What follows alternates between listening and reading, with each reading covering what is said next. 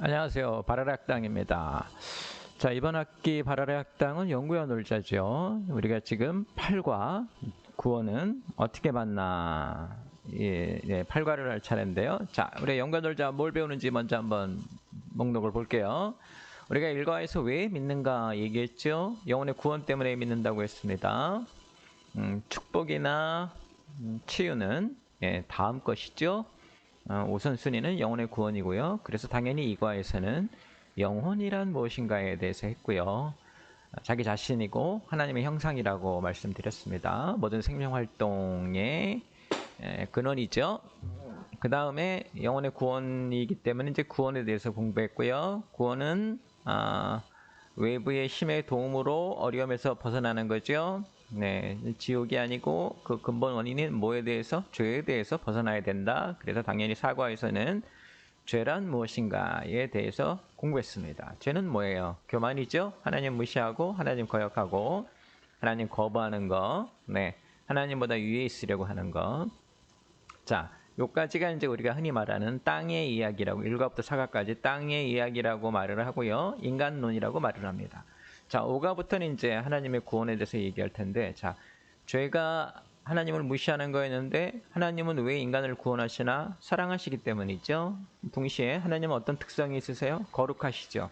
거룩은 죄인을 받아줄 수 없습니다. 빛과 어둠이 같이 있을 수 없듯이, 따라서 어떤 일이 필요했습니까? 대속이 필요했죠. 대신 죄값을 치르는, 그래서 동물 대속을 하나님이 구약에서 우리에게 허락하셨죠. 그 다음에 이제 하나님이 인간을 구원하기 위해서 구원 계획을 세우셨는데, 하나님의 구원 계획은 뭐였습니까? 요한복음 3장 16절, 하나님이 세상을 이처럼 사랑하사, 그래서 어떻게 하시려고요? 영생에 이르게, 모든 사람이 구원을 멸망치 않고 구원에 이르게, 그러려고 하나님이 하신 일은 독생자를 보내시는 일이죠. 그래서 예수님이 하나님의 구원 계획이고요. 하나님의 구원 계획을 알아야 되기 때문에 우리가 예수님의 삶의 6단계를 보았죠. 탄생의 의미, 인간으로서 사시는 것의 의미, 십자가의 의미, 부활의 의미, 그리고 이어서 승천, 그리고 재림의 의미까지 하나님의 구원 계획을 우리가 6과 7과에 걸쳐서 봤고요. 오늘은 구원은 어떻게 받나, 그리고 다음 주에 새로운 삶이란 이렇게 진행이 되는데요. 자, 구원은 어떻게 받나? 하나님의 구원 계획은 예수님의 삶의 6단계로, 그게 하나님의 구원 계획이었고요. 실제로 이루어졌죠. 예수님 삶의 6단계, 우리가 이제 재림만 기다리고 있는 형편인데요. 자, 이제 우리가 알아야 될 게 뭐냐면요. 우리가 구원을 받아야 되기 때문에요. 인간 몫에 해야 될 일이 있어요. 그러니까 구원이라는 큰 주제에는 하나님이 하신 일이 있고요. 그리고 인간이 우리 삶의 자리에서 우리가 해야 될 몫이 있습니다. 그래서 우리가 이 인간이 해야 될 몫이 무엇인가를 살펴보기 위해 성경을 보면, 예수님이 이제 하늘로 가신 후에 땅의 사역을 이어받은 게 베드로인데요. 사도행전에서 교회의 시작이 되면서 베드로가 설교하죠. 예수님을 전하니까, 그 후에 이제 성령 강림, 이제 이런 일들이 다 일어나고 베드로가 이제 설교를 하죠. 베드로가 예수님에 대해서 전합니다. 십자가 부활을 전하니까 그 말씀을 듣고 찔림을 받은 사람들이 질문하는 것이, 형제여, 우리가 어찌할꼬? 라는 질문이었습니다. 그러니까 하늘의 계획은 이제 알겠는데 그러면 내가 어떻게 해야 되느냐라고 물어보는 거죠. 그러니까 인간의 목, 내가 무슨 일을 해야 됩니까? 라고 물어보는 겁니다. 우리도 이제 지금 똑같은 질문을 어찌할꼬? 하나님이 예수님을 통해서 이렇게 구원 계획을 다 차근차근 실행하셨어요. 이제 그 하나님의 계획이 내 삶에서 나의 구원으로 되려면 내가 어떻게 해야 될까? 이것을 지금 공부하려고 하는 것이 8과입니다. 자, 인간이 해야 될 일. 베드로의 답은 이렇습니다. 너희는 회개하여 침례를 받고 죄의 사함을 얻으라. 이게 베드로가 바로 답해 준 거예요. 그렇게 물어보는 사람들에게 나타나는 게 뭐냐면, 회개한다, 죄 사함을 얻는다. 근데 가만히 생각해 보면 예수님도 사역을 시작하시면서 마가복음 1장 15절, 우리가 막 1, 2로 비전이라고 그러죠. 뭐라고 하셨냐면요, 때가 찼고 하나님 나라가 가까웠으니, 네, 때가 찼고 하나님 나라가 가까웠다. 그러니까 하나님 나라가 이 땅에 온다. 하나님이 이 땅을 인도하신다. 그런 말이죠. 그러니 너희가 해야 할 일은 뭔가? 회개하고 복음을 믿으라. 이렇게 예수님은 말씀하셨어요. 이거는 침례 요한의 첫 설교하고도 똑같습니다. 회개하고 복음을 믿으라. 이게 우리가 해야 될 몫의 일입니다. 자, 그러면 잘 보시면요.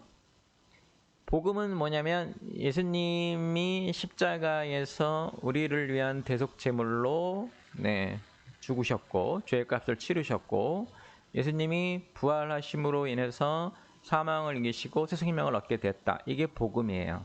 이거는 예수님이 하신 일이에요. 하나님의 계획에 따라 예수님이 하신 게 복음이에요. 자, 그럼 인간이 해야 될 몫은 뭡니까? 이 본문에서 1번 회개하는 거죠. 회개는 우리가 해야 되는 거예요. 우리 보고 하라고 하신 거고요. 그 다음에 두 번째 믿음이에요. 믿으라고 하신 거예요. 무엇을 믿냐면 예수님이 하신 일을 믿는 것인데, 그래서 인간이 해야 될 일은 이 두 가지입니다. 회개하고 믿음. 회개와 믿음. 이것이 인간이 해야 될 일입니다. 그래서 우리가 회개는 무엇이고 믿음은 무엇인지 살펴보도록 하겠습니다. 자, 회개는 무엇인가? 회개는 인간이 죄에서 돌아서서 하나님께로 향하는 것이에요. 그래서 죄에서 하나님께로 돌아선다고 하는데요. 인간의 방향이 지금은 어디 있냐면 죄의 종로로 타고 있을 때는 죄를 향해 있어요. 하나님을 등지고. 회개는 뭐냐면 그 자리에 돌아서서 죄를 등지고 하나님을 향하는 것이에요. 아직 하나님께로 오지 않았어도 돌아서는 것 자체만으로 우리는 회개가 시작이 된다고 말을 합니다. 그래서 이제 우리가 흔히 말하는 자격론에 빠지시면 안 됩니다. 내같이 부족한 사람이. 그게 중요한 게 아니고요. 돌아섰느냐가 중요해요. 내가 아무리 하나님께 멀리 가 있어도 지금 내가 어떻게 해야 된다? 돌아서서 하나님께 향하고 있느냐. 죄를 등지고 하나님께로 향하고 있느냐. 아니면 하나님을 등지고 죄로 향하고 있느냐. 이게 이제 회개의 관점이 된다. 이렇게 볼 수 있습니다. 자, 성경 말씀에 우리가 이제 살펴보면요. 죄의 종이 된 인간이 어떻게 죄에서 돌아설 수 있을까요? 우리는 죄의 종로로 타고 있잖아요. 회개는 이제 어떻게 시작되는 것일까요? 그 시작은 문 두드림이라고 우리가 말을 하는데요. 계시록에 나와 있는 말씀 중에 내가 문 밖에 서서 두드리노니 이렇게 시작이 되죠. 누구든지 내 음성을 듣고 문을 열면 내가 들어가 그로 더불어 먹고 이제 이렇게 본문이 시작이 되는데 중요한 첫 번째가 뭐냐면 문 밖에서 두드린다는 거예요. 이 문 밖에서 두드리는 것이 이제 회개의 시작이라고 볼 수 있는데요. 하느님이 먼저 우리에게 오셔서 우리 문을 두드리는 거죠. 우리 마음을 두드리는 거예요. 그래서 문 두드림은 다른 말로 하면 부르시는 것이죠. 그리고 우리가 지금 죄인의 삶을 살고 있는데 그 어둠에 뭐가 비춰지기 시작한 거예요? 빛이 비춰지기 시작한 거예요.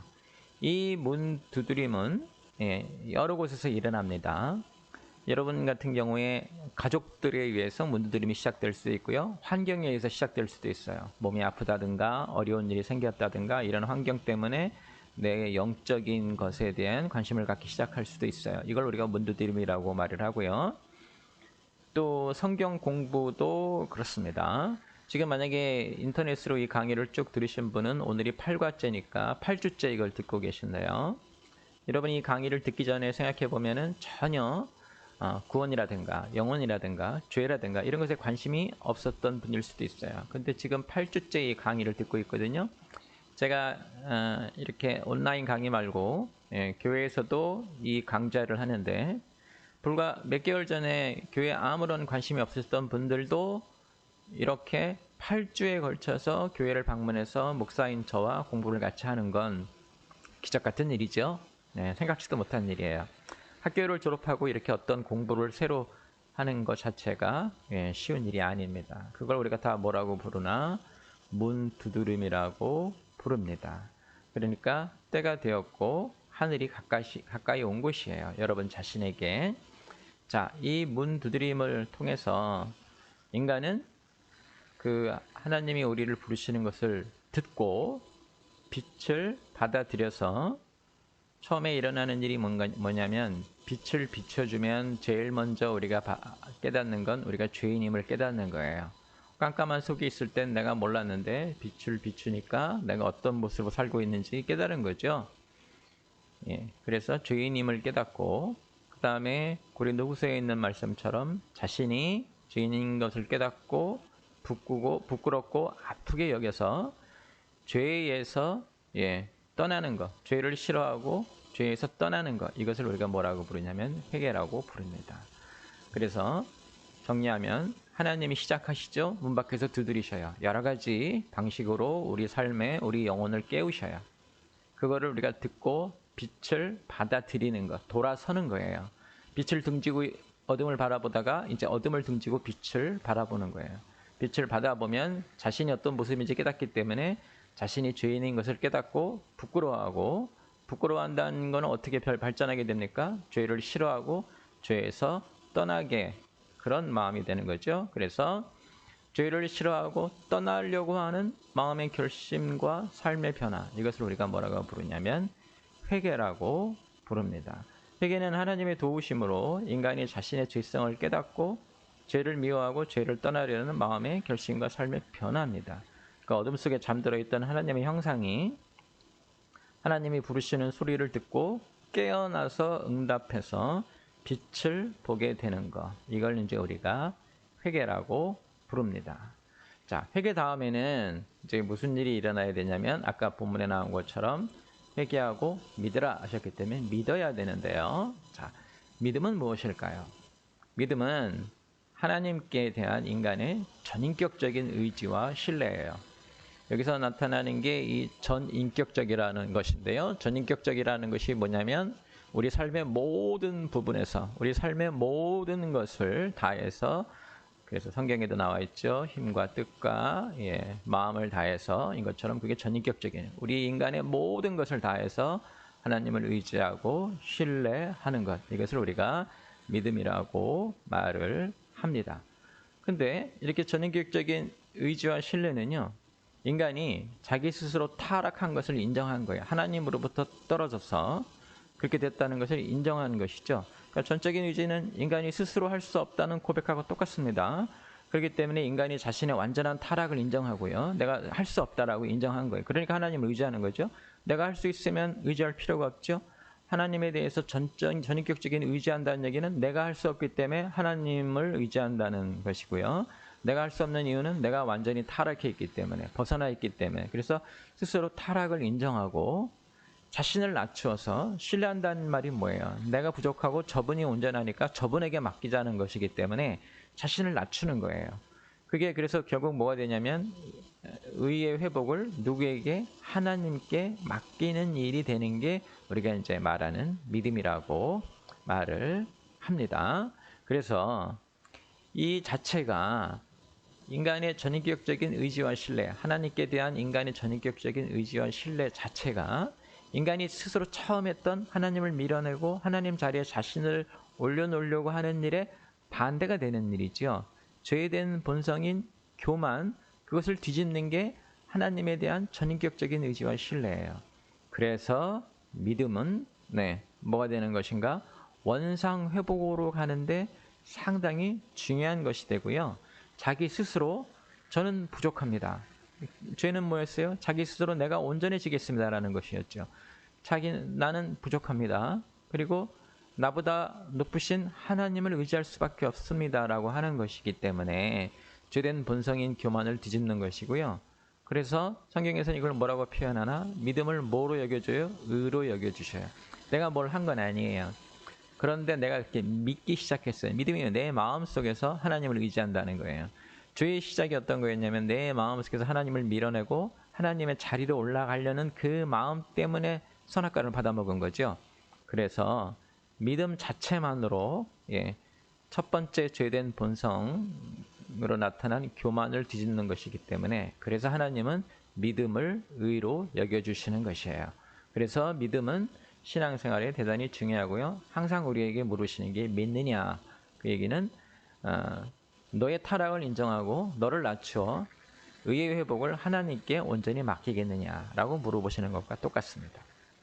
자, 이게 믿음에 대한 이제 일반적인 전반적인 설명이라면 우리가 지금 이 구원에 대해서 배울 때 좀 중요한 것이 구원 믿음, 십자가 믿음이라고 이제 제가 표현을 하는데요. 자, 믿는다고 말할 때 포괄적입니다. 전인격적인 믿음이죠. 모든 걸 다 걸어서 믿는다는 건데 그 전에 반드시 해야 될 믿음의 시작이 있습니다. 무엇을 먼저 믿어야 되나? 무엇이 어떤 시작점이 되어야 되는 건가? 이것을 이제 우리가 좀 알아야 되는데요. 그 시작점이 뭐냐면 예수님의 대속을 믿어야 돼요. 예수님이 우리 대신 십자가에서 돌아가신, 그래서 동물 대속을 대신하는 십자가 대속을 하셨다는 것을 믿어야 되는데, 이게 왜 중요하냐면 성경에서는 뭐라고 표현하냐면 예수님을 믿음으로 말미암은 희생 제물이라고 표현하셔요. 요 얘기가 이제 좀 중요한데요. 자, 예수님이 희생 제물인데 무엇으로 말미암은 희생 제물이에요? 믿음으로 말미암은 희생 제물이에요. 자, 그러면 제가 구약과 신약을 비교해서 한번 설명을 해드리겠습니다. 구약에서는 인간이 하나님께 가까이 가기 위해서 하나님이 마련해 주신 게 동물 대속이에요. 근데 동물 대속이라는 제도 또는 동물 대속이라는 은혜를 우리에게 주셨어요. 자, 그래서 우리가 하나님께 가까이 가려면 이게 동물 대속은 하나님이 우리에게 주신 방법이고요. 우리는 어떻게 해야 돼요? 동물을 데리고 와서 제물로 삼아야 되죠. 가난한 사람은 비둘기, 괜찮은 사람들은 양이나 염소, 소 이런 걸 가지고 왔어야 됐죠. 자, 그래서 잘 보십시오. 구약에서는 동물 대속이라는 방법, 길을 하나님이 주셨고 그거에 대해서 인간은 어떻게 해야 됐나? 동물을 가지고 와서 그 동물을 잡았어야 돼요. 이게 구약에서 말하는 일회성 제사하고 예배가 형성이 되는 겁니다. 신약에서는 동물 대속 대신에 하나님이 어떻게 하셨어요? 십자가 대속이라는 길을 주셨어요. 동물 대속 대신에 십자가 대속을 주셨다고요. 자, 그러면 구약에서는 이 동물 대속 때문에 사람들이 동물을 가지고 와서 동물을 잡았는데 신약에서는 어떻게 되는가? 이 말씀에 의하면 이 예수님은 우리가 이제 제물이 필요하잖아요. 제물이 되시는 분인데 우리 예배에 우리가 또 하나님께 가까이 가는 길에 무엇으로 말미암은? 믿음으로 말미암은. 그래서 구약에서는 동물을 잡아야 되지만 신약에서는 어떻게 해야 돼요? 십자가 대속을 믿는 것으로 예수님이 뭐가 되는 겁니까? 희생 제물이 되시는 것이고 그것으로 인해서 우리의 죄가 깨끗해지고 우리가 하나님께 가까이 갈 수 있는 길이 열리게 되는 거예요. 그래서 이 로마서 3장 25절에 믿음으로 말미암은 제물이 되신다는 말은 대단히 중요하고요. 신약 성경에서 중요한 우리에게 신앙의 근거를 제시해 주죠. 그러니까 우리가 믿는다고 할 때 물론 전인격적인 믿음이죠. 하나님의 모든 것을 믿고 하나님이 우리의 삶의 모든 것을 인도하신다는 믿음, 그것을 말하지만 그 전에 반드시 짚고 넘어가야 될 게 십자가 믿음이에요. 구원 믿음. 그 얘기는 십자가를 통해서 예수님이 우리의 죄를 대신 짊어지셨고 부활하심으로 우리도 새로운 사람으로 살아난다 하는 그것을 믿어야 된다는 게, 예수님의 십자가로 내 죄가 해결이 됐다. 구약에서는 내 죄를 동물에게 전가시키고 동물을 잡았잖아요. 그것처럼 이제 십자가 대속을 통해서는 십자가를 통해서 내 죄가 해결이 되고 내가 새로운 사람으로 된다. 이것을 우리가 믿는다 이렇게 말합니다. 그래서 내가 믿게 됐을 때 어떤 일이 생기냐면 내가 예수님과 함께 십자가에 못 박히고요. 내 죄가 내가 믿는다고 할 때 내가 예수님과 함께 새로운 사람으로 부활하는 겁니다. 설명을 드리면 이렇습니다. 2000년 전에 예수님이 십자가에서 못 박혀서 돌아가셨죠. 그렇게 해서 우리에게 뭘 주신 거예요? 십자가 대속이라는 길을 주신 거예요.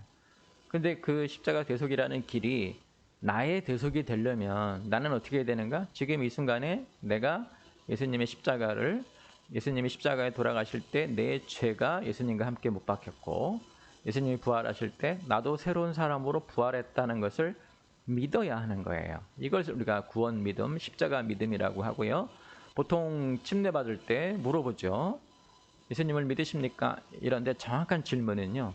예수님의 십자가로 당신의 죄가 십자가에 못 박히고 예수님의 부활로 당신이 새로운 사람으로 새롭게 태어나는 것을 믿으십니까? 이렇게 물어보는 게 정확한 질문이에요. 그러니까 예수님이 2000년 전에 십자가에 못 박히실 때는 누가 못 박히신 거냐면 예수님이 못 박히신 거예요. 그런데 지금 오늘날 내가 그 예수님의 십자가를 믿고 예수님의 부활을 믿을 때 이제 어떻게 됩니까? 내 죄는 2000년 전으로 날아가서 골고다 언덕에서 예수님께서 못 박히실 때 내 죄도 함께 못 박히는 거고요. 그리고 3일 후에 예수님 부활하실 때 내 영혼도 새롭게 태어나는 거예요. 그래서 실제 대속은 언제 일어나는 것인가? 내가 믿을 때 일어납니다. 대속이라는 선물은 2000년 전에 주어졌지만 실제 대속은 언제 일어나는가? 내가 믿을 때 일어납니다. 왜? 예수님은 믿음으로 말미암은 제물이기 때문에요. 믿음이 없으면 제물이 되지 못하시는 겁니다. 예수님은 제물로 주어진 분이에요. 근데 내가 믿어야 실제로 나의 제물이 된다. 이런 말입니다. 그래서 우리가 옛날에 그런 얘기 많이 하잖아요.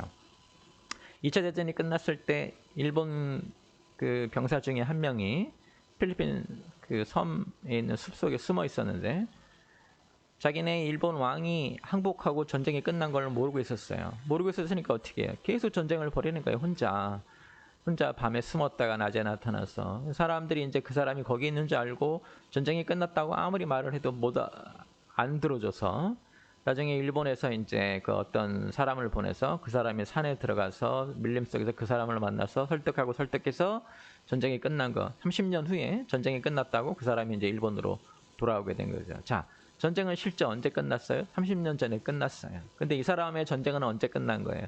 30년 후에. 어떨 때? 그 소식을 듣고 그 소식을 신뢰하고 나왔을 때 전쟁이 끝난 거예요. 이거하고 똑같습니다. 십자가 대속은 언제 이루어졌습니까? 2000년 전에. 근데 나에게 그 대속의 효과, 십자가 대속은 언제 일어나는 것입니까? 지금 내가 믿을 때 십자가 대속이 이루어지는 것입니다. 그래서 우리는 항상 당신이 믿습니까? 라고 했을 때 무엇을 먼저 확인해야 되냐면 십자가 대속을 믿느냐. 그것으로 내가 내 죄를 사함받는 대속 제물이 일어나기 때문에 그래요. 그 다음에 이제 어떤 일이 생기냐면 전인격적인 믿음. 모든 삶에서 하나님이 나를 인도하시고 하나님이 나를 도우실 것이다라는 전인격적인 믿음으로 발전하겠죠. 이게 왜 어떤 구약에서는 동물을 잡는 행동으로 나타났지만 신약에서는 왜 믿음만으로 하냐면 하나님은 무엇을 더 많이 보시기 때문에 인간의 마음을 더 보시기 때문에 그렇죠. 다윗을 뽑으실 때 하나님은 그랬죠. 중심을 보신다고요.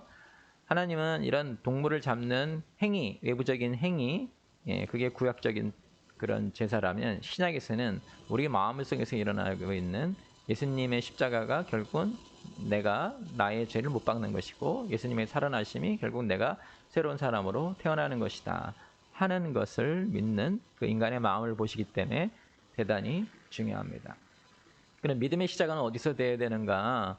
십자가 믿음, 구원 믿음부터. 다시 말하면 예수님의 십자가로 당신의 죄도 못 박히고 예수님의 부활로 당신의 영혼이 새로운 사람이 된다는 것을 믿으십니까? 대속이 이루어진 걸 믿으십니까? 당신의 죄가 해결된 걸 믿으십니까? 라는 구원 믿음, 십자가 믿음을 확인한 후에 그리고 이제 그 사람이 살아가면서 겪게 될 모든 일들에서 하나님이 함께 하시는 전인격적인 믿음으로 발전해야 되겠죠. 자, 이렇게 회개와 믿음 다음에 어떤 일이 일어나야 되냐면요. 영접이 일어나야 됩니다. 자, 하늘의 문 두드림이 있은 후에 인간은 어떻게 응답하는가? 회개와 믿음으로 응답을 했죠. 회개와 믿음으로 응답을 하면 그 다음에는 어떤 일이 일어나냐면요. 예수님이 우리의 삶으로 들어오시죠. 계시록 말씀을 계속 보면 이렇습니다. 내가 문 밖에서 두드리노니 누구든지 나의 음성을 듣고 가능이죠? 예수님의 회개하라고 하는 걸 듣고 문을 여는 게 응답인데요. 우리가 무엇으로 문을 열어요? 회개와 믿음으로 응답을 하면 그 다음에 어떻게 내가 들어가 그로 더불어 먹고 예수님이 우리 삶으로 들어오시게 된다. 이렇게 되는 거죠. 예수님과 더불어 살아가는 거, 그것을 우리가 뭐라고 부르냐면 영접이라고 합니다. 받아들인다는 거죠. 예수님을 받아들인다는 것은 무슨 얘기냐면 인간은 원래 죄의 종로로 타고 있었죠. 다시 말하면 죄가 우리 영혼, 우리 마음을 가득 차고 있었는데 예수님을 받아들이면 어떻게 되는 거예요? 죄를 밀어내고 예수님이 내 삶으로 들어오시고 그냥 들어오시는 게 아니라 주인이 돼서 그래서 예수님을 영접하면 우리에게 이제 어떻게 되는가? 우리 영혼이 예수님으로 가득 차고 그리고 내 안에 잠들어 있던 하나님의 형상이 회복이 되는 거예요. 영접은 그래서 우리 영혼이 예수님을 받아들이고 하나님의 형상을 회복하고 삶의 모든 자리에서 예수님과 동행하게 되는 것이고요. 삶의 모든 자리에서 예수님과 동행한다는 얘기는 결국 어떻게 되는 거예요? 삶을 인도하시는 전인격적인 믿음을 갖게 된다. 이렇게 말을 할 수 있습니다. 그래서 영접은 십자가 부활을 넘어서 예수님이 우리 삶의 주인이 되시고 삶을 인도하시는 분이 되는 것을 믿는 전인격적인 믿음이 되는 거죠. 그렇게 보면 영접은 하나님의 구원 계획인 죄 되돌리기의 마지막 단계예요. 영원히 죄와 뺏겼던 삶을 회복하는 것인데요. 이제 영접한 자는 죄의 종로로 하지 않고 예수님을 삶의 주인으로 함께 살고요. 그래서 우리가 예수님을 뭐라고 부르냐면 주님이라고 부르는 거죠.